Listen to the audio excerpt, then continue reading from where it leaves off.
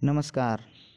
आज के वीडियो में हम कक्षा 8 की प्रखर कार्यपुस्तिका हिंदी का आधार रेखा मूल्यांकन भाग 2 का अध्ययन करेंगे। इसमें पहला प्रश्न दिया गया है, सरल शब्द का विलोम शब्द है। तो सरल का विलोम शब्द 4 विकल्प है, कठिन, ज़्यादा, महीन, आम। तो सरल का विलोम होगा कठिन। प्रश्न 2 है, एक व एक से अधिक की संख्या का बोध कराने वाले शब्दों को कहते हैं। तो संख्या का बोध कराने वाले इसमें 4 विकल्प है, विशेषण, क्रिया, वचन, लिंग। तो हमारा उत्तर आएगा इसमें वचन। वचन पे टिक करेंगे। प्रश्न तीसरा है, नीचे दिए गए वाक्यों का शुद्ध रूप लिखिए। तो क में है, रोहित अपने घर गई। तो इसका शुद्ध रूप लिखेंगे तो रोहित अपने घर गया पुल्लिंग शब्द में हो जाएगा। ख वाला प्रश्न है, तुम दोनों कहाँ गया। तो इसका सही उत्तर लिखेंगे तुम दोनों कहाँ गए। इसके बाद प्रश्न 4 है, नीचे लिखे शब्दों का प्रयोग करते हुए वाक्य प्रयोग कीजिए। शब्द लिखा है क में ज़ोर ज़ोर से। तो वाक्य बनाएंगे, बादल ज़ोर ज़ोर से गरज रहे थे। ख में दिया हुआ है नदी। तो नदी का बहुत तेज़ था। इस तरह इसको लिखेंगे। इसके बाद प्रश्न 5 है, कचरा पात्र के उपयोग के कोई 2 लाभ लिखिए। कचरा पात्र का हम कैसे उपयोग करते हैं, उसका क्या लाभ होते हैं।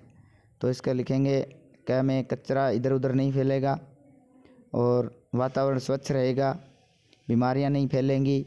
ये इस तरह से हम इसका उत्तर लिख सकेंगे।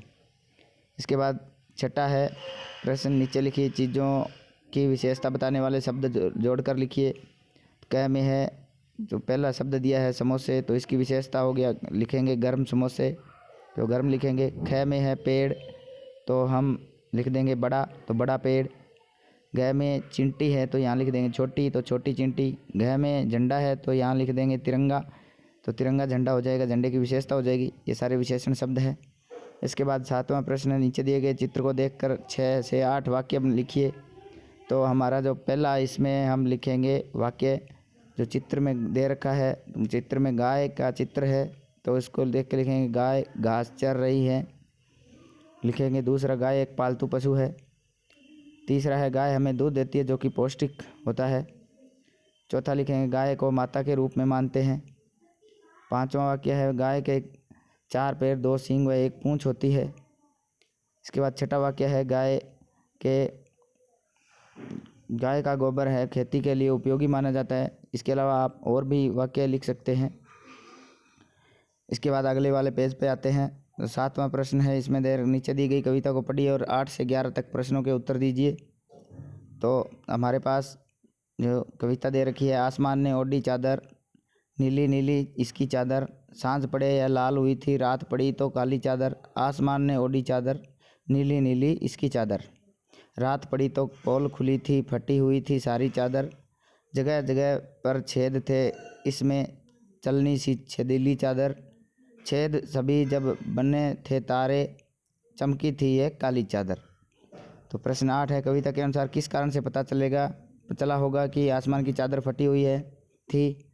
तो उत्तर लिखेंगे कि आसमान जो रूपी नीली चादर में जब तारे चमकने लगे तो वे फटी चादर की तरह दिखाई दे रहे थे, तो पता चला होगा कि आसमान की चादर फटी है।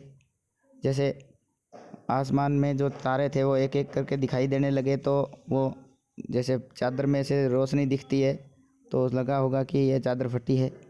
प्रश्न 9 है, पोल खुलना मुहावरे का प्रयोग कविता में आया है। यह आप इस मुहावरे का अर्थ और वाक्य प्रयोग लिखिए। तो पोल खुलना का भेद प्रकट होना, रहस्य खुलना, ये इसके अर्थ है। वाक्य प्रयोग लिखेंगे, पुलिस ने चोर को पकड़कर उसकी पोल खोल दी। प्रश्न 10वां है, सांझ या शाम होने पर आसमान की चादर लाल क्यों हो जाती है। तो उत्तर लिखेंगे, शाम को सूरज की लालिमा के कारण आसमान की चादर है वो लाल हो जाती है। इसके बाद 11वां है, कविता का उपयुक्त शीर्षक होगा। तो इसमें 4 विकल्प दिए गए हैं, नीली और काली चादर, चमकीली चादर, आसमान की चादर, छेद वाली चादर। तो हम इसका शीर्षक लिखेंगे आसमान की चादर। इसके बाद नीचे लिखे गद्यांश को पढ़कर दिए गए प्रश्नों के उत्तर लिखने हैं। यह धरती भी एक खूब बड़ी गुल्लक है। मिट्टी की बनी इस गुल्लक में प्रकृति वर्षा के मौसम में खूब पानी बरसाती है। ऐसे में हमें रुपये से भी कई गुना कीमती इस वर्षा जल को बड़ी गुल्लक में जमा कर लेना चाहिए। हमारे छोटे बड़े तालाब, झील धरती की गुल्लक में पानी भरने का काम करते हैं। इसमें जमा पानी ज़मीन के नीचे जल के भंडार में छनकर मिलता है। वर्षा का मौसम बीत जाने पर इस गुल्लक में जमा जल रूपी धन हमें खूब काम देता है। प्रश्न 12 इसमें से दिया है कि विशाल गुल्लक किसे कहा गया है, तो धरती को विशाल गुल्लक कहा गया है।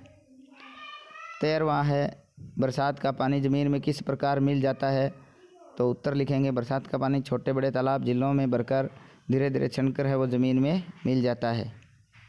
14वां प्रश्न है बरसात के मौसम के में बीत जाने पर हमें पानी कहाँ से प्राप्त होता है, तो उत्तर लिखेंगे धरती में बरसात का पानी छनकर जमा हो जाता है, तो वही हमें पानी जो धरती से पानी है वो प्राप्त होता है। इसके बाद 15वां प्रश्न है बरसात के जल को हम किस किस प्रकार सहेज सकते हैं, तो उत्तर लिखेंगे बरसात के पानी को हम तालाब झील मेड़ आदि बनाकर उसमें पानी को सहेज सकते हैं, जो कि हमें बरसात का मौसम बीत जाने के बाद हमारे काम आता है। ये था इसका आधार रेखा मूल्यांकन 2। तो आगे की वीडियो के लिए वीडियो देखते रहें। धन्यवाद।